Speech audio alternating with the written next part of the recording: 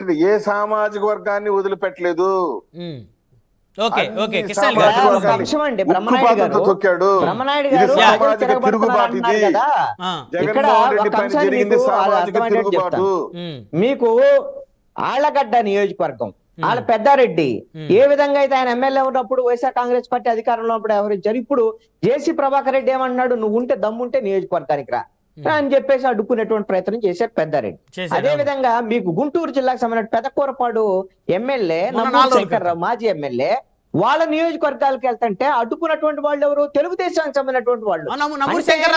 మాజీ ఎమ్మెల్యే ఓడిపోయాడు, ఆయన వరదలకు సంబంధించినటువంటి వాళ్ళని పరామర్శనానికి వెళ్తే ఏమన్నా మీకు నియోజకవర్గాలు రాసి ఇచ్చారా? మీకేమన్నా మీరే మాత్రం మీరు ఆదుకోలేరు, మీకు ఇబ్బంది ఉంది, మీకు అన్ని చేయలేవు.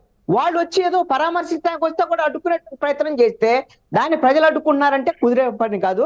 మీరు రెడ్ బుక్ తెరుస్తారా, ఇంకో బుక్ తెరుస్తారా, ఏం చేస్తారనేది అంటే వాళ్ళు వైఎస్ఆర్ కాంగ్రెస్ పార్టీ చేసినటువంటి తప్పులనే తెలుగుదేశం కూడా చేయాలనుకుంటుంది. జగన్మోహన్ రెడ్డి చెప్పుల్లో చంద్రబాబు నాయుడు కాళ్ళు పెట్టాలనుకుంటున్నారు. ఈ విషయం ప్రజలు ఇవన్నీ గమనిస్తారు. ఇలాంటి అప్రజాస్వామ్యం ప్రజలు అంగీకరించేదానికి అవకాశం. సందీప్ గారు బ్రహ్మనాయుడు సార్ ఒక్క నిమిషము. ఈ రోజు పెద్దిరెడ్డి రామచంద్రరెడ్డి గారిని తరుముకున్నా, లేకుంటే పేని నారిని తరుముకున్నా, లేకుంటే కొడాల నాని తరుముకున్నా మాకు సంబంధం లేదు. ప్రజలు తిరుగుబాటు చేస్తున్నారు, సామాజిక రక్షణ కల్పించరా మీరు? పేర్ని నాని గారికి, కొడాల నాని గారికి, పెద్దిరెడ్డి రామచంద్రారెడ్డి గారికి రక్షణ కల్పించదా ఈ ప్రభుత్వం? ఊరే వీళ్ళందరికీ మేము రౌడీలకి అంతా మేము ఆడ కల్పిద్దాం రక్షణ? ప్రజలకు కల్పిద్దామా, రౌడీలకు కల్పిద్దామా? ఏంది సార్ మీరు ప్రసాద్ గారు? ఎవరికైనా రక్షణ కల్పించాలి. పెద్దిరెడ్డి రామచంద్రరెడ్డి గారు భారతదేశ స్వతంత్ర పోరాట యోధుడు ఏం కాదు, పచ్చి రౌడీ షీటరు. ఆయన మేము రక్షణ కల్పించలేదు స్వామి. మా ముందున్న target we should give security to the common public. ఇది నెగటివ్ సంకేతాలు వెళ్తాయి చూసుకోండి ప్రసాద్ గారు. పార్టీలో నెగటివ్ సంకేతాలు వెళ్తాయి ప్రభుత్వంలో. ప్రభుత్వం మీద నెగటివ్ వెళ్తుంది. వినండి సార్, ఒక్క నిమిషం సార్. బ్రహ్మనాయుడు ఎలాంటి వాళ్ళకైనా ప్రభుత్వం రక్షణ కల్పించాల్సిందే. ప్రభుత్వం వినండి సార్ వినండి సార్ ప్లీజ్. ఎవరి నుండి అయితే ప్రజలకి భయం ఉందో, ఎవరి నుండి అయితే ప్రజలకు థ్రెట్ ఉందో వాళ్ళకి మేము రక్షణ కల్పించాలనా? ఏంది సార్ మీరు చెప్పేది? నాకు అర్థం కాదు. వాళ్ళ నుండే ప్రజలకు థ్రెట్ ఉంది, మళ్ళీ వాళ్ళకి సెక్యూరిటీ ఇద్దుమా? సరే సరే సమయం లేదండి, మళ్ళీ మాట్లాడదాం అంశాలు. సందీప్ గారు, ఇందాక శేఖర్ రెడ్డి గారు ప్రధానంగా చేసిన ఆరోపణలు, విశాఖ ఉక్కును తుక్కుతుక్కుగా అమ్మేస్తుంటే పవన్ కళ్యాణ్ గారు ఎక్కడికి వెళ్ళారు? అదేవిధంగా జనసేన నాయకులను, కార్యకర్తలను కడ్డాయిల మీద నిలబెట్టి కొడతా ఉన్నారు, పవన్ కళ్యాణ్ గారు ఎక్కడికి వెళ్ళారు? అదేవిధంగా 32,000 మంది మహిళలు మిస్ అయితే మరి ఇప్పటి వరకు ఎంతమందిని మీరు ఫైండ్ అవుట్ చేశారని అడిగారు. సార్ ముఖ్యంగా మరి ఇందాక శేఖర్ రెడ్డి గారు మాట్లాడుతూ ఆయన పంచాయతీ వ్యవస్థ పైన కూడా మేము 400 పంచాయతీలకి ₹1,00,000 చొప్పున ఇచ్చామంటే ఎక్కడ ఇచ్చారని చెప్పి అడిగారండి. దాదాపు 13,000 పైచిలుకు సర్పంచ్లు ఉన్నారు. సర్పంచ్లో మరి శేఖర్ రెడ్డి గారు సర్పంచ్ కాదని నాకు తెలియదు, కానీ మరి ఒక్క సర్పంచ్తో అయినా మీరు మాట చెప్పొచ్చు. ఎందుకంటే ఒక్క రోజు గత సోమవారం ఒకే రోజు 400 పంచాయతీలకి కూడా మేము ఒక్కొక్క పంచాయతీకి ₹1,00,000 చెప్పిన వాళ్ళ ఖాతాలో జమ చేయడం జరిగింది. మీరు సర్పంచ్లు తీసుకురండి, అంతెందుకు మీ సర్పంచ్లు ఎక్కువ మంది ఉన్నారు కదా, వైసీపీ సర్పంచ్లు ఉన్నారు, వాళ్ళని తీసుకురండి, వాళ్ళతో ఒక మాట చెప్పించండి. పైగా పవన్ కళ్యాణ్ గారు ఇచ్చిన స్ఫూర్తితో దాదాపు ఉన్న 13,000 పైచిలకు మంది సర్పంచ్లు అందరూ కూడా వాళ్ళ నెల జీతాన్ని దాదాపు ₹7 కోట్ల మనకి ముఖ్యమంత్రి నిధి సహాయ నిధికి వాళ్ళు రావడానికి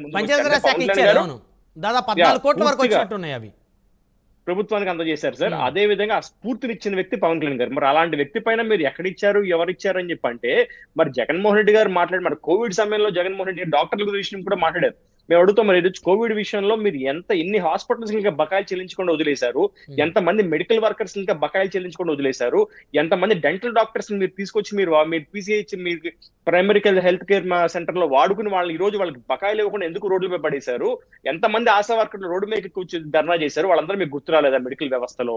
అది కూడా కాకుండా ముఖ్యంగా భీమిలీ గురించి మాట్లాడుతున్నారు. మరి భీమిలీకి వచ్చేసరికల్లా మేము ఆ రోజు పోరాటం చేశామంటే మరి అవంతి శ్రీనివాస్ గారిపై పోరాటం చేశాం. మరి ఈ రోజు ఆ వ్యక్తి కనబట్టలేదు.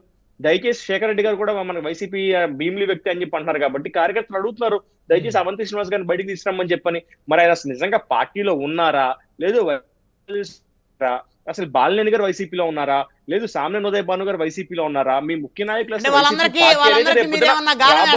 సందీప్ గారు మీ పార్టీలోకి తీసుకోవడానికి ఏమైనా గాలం వేస్తున్నారా మీరు చెప్పిన నాయకులకి?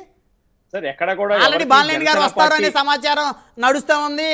అదేవిధంగా సామ్నేని ఉదయ్ భాను గారు ఎన్నికల ముందే ప్రయత్నం చేశారు అనేటువంటి చర్చ నడిచింది. సో కాబట్టి ఏదో ఉంది, సంథింగ్ ఈజ్.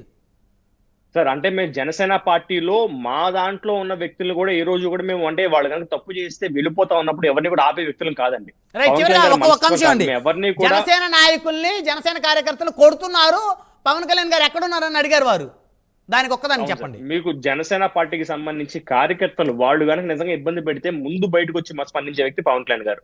కానీ వ్యక్తిగత అంశాల్లోకి కనుక వెళ్ళి వాళ్ళు వ్యక్తిగత సంబంధించిన విషయాలు గొడవలు అయితే మాత్రం తప్పకుండా దానిపైన వ్యక్తిగత విషయాలు తీసుకొచ్చి రుద్దే ప్రయత్నం చేసే వైసీపీ పార్టీకి సమాధానం చెప్పాల్సిన అవసరం మాకైతే లేదు sir.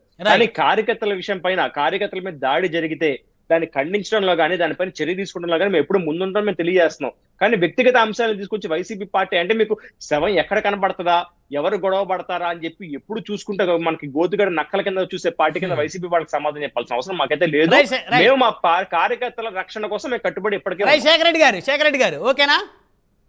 Sir 1 minute please, one word conclusion please. నేను చెప్పాలనుకున్నాను ఏంటంటే 300 కోట్లకు పైగా విరాళాలు వచ్చాయి, 70 కోట్లు ఖర్చు పెట్టారు. ఈ రోజు అన్నమో రామచంద్రాయన అల్లాడుతున్నారు కదా, మీ గెజిట్ పత్రికలో వస్తుంది కదా, ఎందుకని చెప్పి ఖజానాలో డబ్బులు ఉన్న వాళ్ళకి అన్నం పెట్టట్లేదని అడుగుతున్నాం సార్. ఎందుకని చెప్పి ఇంకా ఇక్కడ వరద క్లియర్ చేయలేదని అడుగుతున్నాం. ఇంకోటి మా మిత్రుడు పంచకర్ల సందీప్ గారిని నేను అడిగాను, విశాఖ ఉక్కు పరిస్థితి విశాఖ వాసిగా అంటే జగన్మోహన్ రెడ్డి గారు సార్ విశాఖ పైన కూడా మేము పవన్ కళ్యాణ్ గారి తరపున ఆ రోజు బీజేపీ మిత్రపక్షంలో ఉండి కూడా మేము ఒకటే చెప్పాం, విశాఖ ఉక్కుకి మేము కట్టుబడి ఉన్నాం. మీలాగా మీ ఎంపీలు పెట్టుకుని sir YCP was the 4th largest party in the parliament sir. కానీ ఏం చేసింది పార్లమెంట్ లో వెళ్ళి వాళ్ళు వంగి దండాలు పెట్టిన పార్టీ వైసీపీ పార్టీ. ఆ రోజు కాదు సార్, పోస్ట్ వాళ్ళు వైసీపీ పార్టీ వచ్చి ఎక్కడైతే ఈ ప్లానింగ్ అంతా చేసిన వైసీపీ పార్టీ సార్ విశాఖ ఉక్కులో ఉన్న ల్యాండ్స్ కోసం. ఎందుకంటే దాదాపు 7,000 ఎకరాలు మాత్రమే మీకు విశాఖ ఫ్యాక్టరీ. ధన్యవాదాలు చర్చలో పాల్గొన్నందుకు సప్తగిరి ప్రసాద్ గారు, శేఖర్ రెడ్డి గారు, పంచకర్ల సందీప్ గారు, కృష్ణాంజలి గారు, అందరికీ పేరు పైన ధన్యవాదాలు. మరిది ఇవాళ హాట్ టాపిక్ చూస్తూనే ఉండండి. Keep watching Prime nine news.